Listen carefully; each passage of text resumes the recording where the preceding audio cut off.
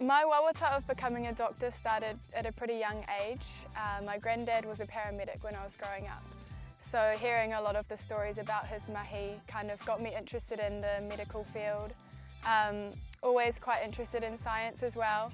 And then coming through high school, I was learning te reo as well. And in these classes, we often had quite sad and frustrating but stimulating conversations about the injustices that our people face in Aotearoa. Not only in health but across the board as well. Kia ora, hiuria hau no te Aotearoa Ngāti Koata me nai tahu hoki, ko Sydney tōku ingoa. I'm Sydney and I'm living in Tamaki Makaurau at the moment.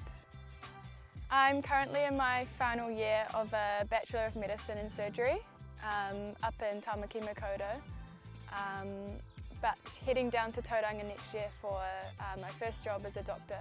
If I'm honest, I would like Hauora Melodies to be